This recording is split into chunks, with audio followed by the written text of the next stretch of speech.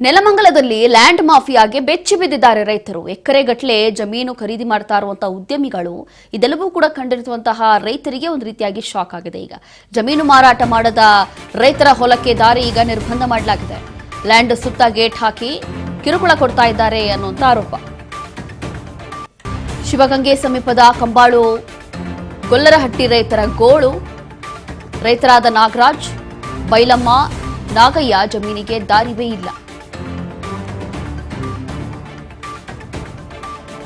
ಹೀಗೆ ನೆಲಮಂಗಲದಲ್ಲಿ ಲ್ಯಾಂಡ್ ಮಾಫಿಯಾಗೆ ರೈತರು ಬೆಚ್ಚಿ ಬೀಳ್ತಾ ಇದ್ದಾರೆ. ಎಕರೆಗಟ್ಟಲೆ ಜಮೀನನ್ನ ಖರೀದಿ ಮಾಡ್ತಿದ್ದಾರೆ ಉದ್ಯಮಿಗಳು. ಜಮೀನು ಮಾರಾಟ ಮಾಡದ ರೈತರ ಹೊಲಕ್ಕೆ ದಾರಿನೇ ಇಲ್ಲಿ ನಿರ್ಬಂಧ ಮಾಡಲಾಗಿದೆ ಅನ್ನೋದು ಗೊತ್ತಾಗ್ತಾ ಇದೆ. ಲ್ಯಾಂಡ್ ಸುತ್ತ ಗೇಟ್ಗಳನ್ನ ಹಾಕಿದ್ದಾರೆ, ಜೊತೆಗೆ ಕಿರುಕುಳ ಕೊಡ್ತಾ ಇದ್ದಾರೆ ಅಂತ ಹೇಳಿ ಈಗ ರೈತರು ಆರೋಪ ಮಾಡ್ತಾ ಇದ್ದಾರೆ. ಶಿವಗಂಗೆ ಸಮೀಪದ ಕಂಬಾಳು ಗೊಲ್ಲರಹಟ್ಟಿ ರೈತರ ಗೋಳು. ಹೇಳೋರು ಕೇಳೋರು ಯಾರು ಇಲ್ಲ. ಉದ್ಯಮಿಗಳು ಬರ್ತಾರೆ, ಕೋಟಿ ಕೋಟಿ ಹಣ ಕೊಟ್ಟು ಹೀಗೆ ಜಮೀನು ಖರೀದಿ ಮಾಡ್ತಾರೆ. ಆದರೆ ಈ ರೀತಿಯಾಗಿ ಗೇಟ್ಗಳನ್ನು ಹಾಕ್ಬಿಡ್ತಾರೆ. ಅವರಿಗೆ ಹೋಗಕ್ಕೆ ಬರೋಕ್ಕೆ ಜಾಗನೇ ಇಲ್ಲ. ಆ ರೀತಿಯಾಗಿ ನಿರ್ಬಂಧ ಮಾಡೋದು ನೋಡಿ ದೃಶ್ಯಗಳಲ್ಲಿ ಗಮನಿಸ್ತಾ ಇದ್ದೀವಿ.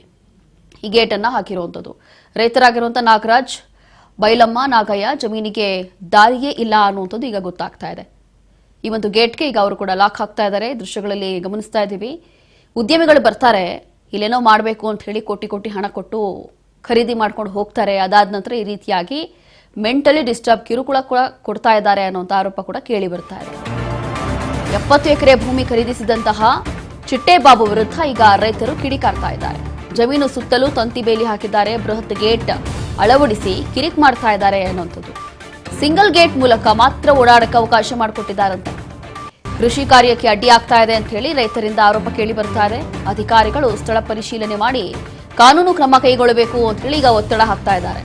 ನ್ಯಾಯ ಸಿಕ್ಕಿಲ್ಲ ಅಂತಂದ್ರೆ ವಿಧಾನಸೌಧದ ಎದುರು ವಿಷ ಸೇವಿಸ್ತೀವಿ ಅಂತಿದ್ದಾರೆ ರೈತರಿಗೆ. ಅಧಿಕಾರಿಗಳಿಗೆ ಎಚ್ಚರಿಕೆಯನ್ನ ಕೊಟ್ಟಿದ್ದಾರೆ ಗೊಲ್ಲರಹಟ್ಟಿ ಗ್ರಾಮದ ರೈತರು. ಹೀಗೆ ಇದ್ಯಾವುದೋ ಎಲ್ಲವೂ ಕೂಡ ಗಮನಿಸ್ತಾ ಇದ್ದೀವಿ ರೈತರಿಗೆ ಏನೆಲ್ಲ ಸಮಸ್ಯೆಗಳಾಗ್ತಾ ಇದೆ ಅಂತ ಹೇಳಿ. ಈಗ ಕೃಷಿ ಕಾರ್ಯಕ್ಕೆ ಅಡ್ಡಿ ಆಗ್ತಾ ಇದೆ ಅಂತ ಹೇಳಿ ರೈತರು ಆರೋಪ ಮಾಡ್ತಾ ಇದ್ದಾರೆ. ಸರ್, ನಮ್ಮ ಜಮೀನಿಗೆ ದಾರಿ ಇಲ್ಲ. ಬೆಂಗಳೂರಿನ ಉದ್ಯಮಿ ಆದ ಚಿಟ್ಟಿ ಬಾಬುರವರು ಬಂದು ಒಂದು 60-70 ಎಕರೆ ಜಮೀನು ತಗೊಂಡ್ಬಿಟ್ಟು ಇದ್ರ ಸೆಂಟರ್ ಅಲ್ಲಿ ನಮ್ದೊಂದು 2 ಎಕರೆ ಜಮೀನ್ ಇದೆ. ನಮ್ ಜಮೀನಿಗೆ ದಾರಿ ಬಿಡ್ತಾ ಇಲ್ಲ. ನಾವು ಎಲ್ಲಾ ರೀತಿ ಕೇಳ್ಕೊಂಡ್ವಿ ಅವ್ರಿಗೆ, ಜಮೀನಿಗೆ ಇಲ್ಲ ದಾರಿ ಬಗ್ಗೆ ದುಡ್ಡು ಬೇಕಾ, ದುಡ್ಡು ಕೊಡ್ತೀವಿ. ದುಡ್ಡು ಬೇಡ ಅಂದ್ರೆ ಜಮೀನೇ ಬೇಕಾ, ಒಂದು 4 ಕುಂಟೆ ಹೋಗ್ಬೋದು ಅವ್ರಿಗೆ. ನಮ್ ಜಮೀನಿಗೆ ಅವ್ರಿಗೆ ಒಂದ್ 4 ಕುಂಟೆ ಹೋಗ್ಬೋದು, 4 ಕುಂಟೆ ಜಾಗನೂ ಬಿಡ್ತೀವಿ ಅಂತ ಕೇಳ್ಕೊಂಡ್ವಿ. ಅವರು ಯಾವ್ದಕ್ಕೂ ಆತರ ಕಾನೂನಲ್ಲಿ ಎಲ್ಲಪ್ಪ ಇದೆ ಅಂತ ನಮ್ಮನ್ನ ಕೇಳ್ತಾರೆ.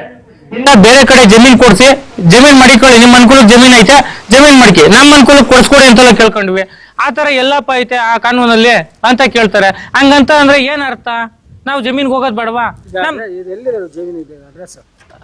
ಸರ್, ಬೆಂಗಳೂರು ಗ್ರಾಮಾಂತರ ಜಿಲ್ಲೆ, ನೆಲಮಂಗಲ ತಾಲೂಕು, ಸೋಂಪುರ ಹೋಬಳಿ. ನಮ್ಗೆ ಏನಿಲ್ಲ ಸ್ವಾಮಿ, ಬೆಂಗಳೂರವ್ರು ಬಂದು 60-70 ಎಕರೆ ಜಮೀನು ತೆಗೆದು ಕಾಂಪೌಂಡ್ ಹಾಕೊಂಡವ್ರೆ. ಒಳಗಡಿಕೆ 2 ಎಕರೆ ಜಮೀನು ನಮ್ಗೆ ಸಿಗಾಕೊಂಡದೆ. ನಮ್ಮ ಜಮೀನಿಗೆ ಹೋಗಕ್ಕೆ ದಾರಿ ಬೇಕು, ದಾರಿ ಬಿಡ್ತಾ ಇಲ್ಲ, ಬೀಗ ಹಾಕ್ಕೊಂಡವ್ರೆ. ಈ ಗೇಟ್ನೊಳಗೆ ನಮಗೆ ಉಳುಮೆಗೆ ಇವಾಗ ರೈತ ನಾನು. ಮಳೆ 6 ತಿಂಗಳಿಗೊಂದು ಮಳೆ ಹೋಯ್ತದೆ. ಮಳೆ ಹೋಯ್ತಿನ ನಾನು ಉಳುಮೆ ಮಾಡೋದು ಬೇಡವಾ? ನಾವು ಗೇಟ್ ತೆಗಿಬೇಕು ಅಂದರೆ ಪಟಾರು ಫೋನ್ ಕಟ್ ಮಾಡ್ತಾರೆ. ನೀವು ಬೇಕು ಅಂತ ಮಾಡ್ತೀರಾ ಕಣ್ರಿ ಅಂತ ಮಾಡ್ತಾರೆ. ಪಟಾರು ಫೋನ್ ಕಟ್ ಮಾಡ್ತಾರೆ. ಇವತ್ತು ಫೋನ್ ಕಟ್ ಮಾಡಿರಿ, ಇವತ್ತು ಮಳೆ ಬಿದ್ದಿದೆ, ಇವತ್ತು ಫೋನ್ ಕಟ್ ಮಾಡಿರಿ, ನಾಳಿಕಾಲೆ ಒಣಗ್ಲು. ನಾನು ರೈತ ಏನು ಮಾಡಬೇಕು? ದನ ಕರುಗಳೆಲ್ಲ ಹೋಗಕ್ಕಾಗಲ್ಲ ಇವಾಗ.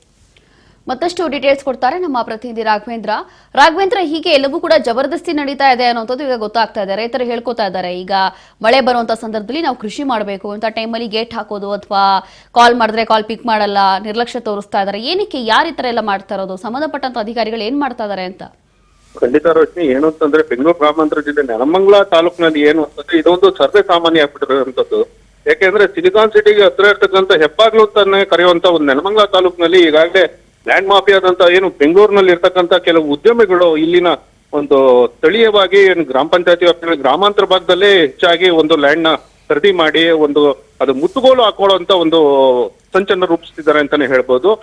ಎಲ್ಲೋ ಒಂದ್ ಕಡೆ ಹೇಳ್ಬೇಕು ಅಂತಂದ್ರೆ ಏನು ಉದ್ಯಮಿಗಳು ಕೆಲವು ಭಾಗದಲ್ಲಿ ಏನು ಕೃಷಿ ಭೂಮಿಯಲ್ಲಿ ಕೆಲವು ಎಕರೆಗಟ್ಟಲೆಯನ್ನ ಖರೀದಿ ಮಾಡಿ ಅಲ್ಲಿರ್ತಕ್ಕಂಥ ಏನು ಕಾಲ್ದಾರಿಗಳು ಮತ್ತೆ ಮತ್ತೊಂದು ಏನು ರಸ್ತೆಗಳಿರ್ತವೆ ಅವನ್ನೆಲ್ಲ ಮುಚ್ಕೊಂಡು ಅದನ್ನ ಏನು ಬಂದೋಬಸ್ತ್ ಮಾಡ್ಕೊಂಡು ತಂತಿ ಬೇಲಿ ಹಾಕಿ ಕೃಷಿಕರಿಗೆ ರೈತರಿಗೆ ತೊಂದರೆ ಕೊಡ್ತಿರುವಂತದ್ದು.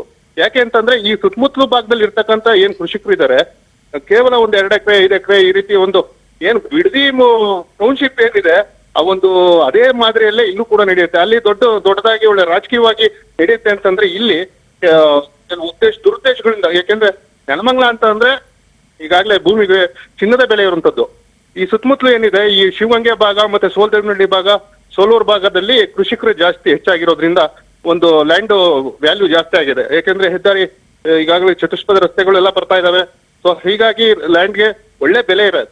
ಕೃಷಿ ಭೂಮಿ ಆದ್ರೂ ಸರಿ, ಕಮರ್ಷಿಯಲ್ ಆದ್ರೂ ಸರಿ.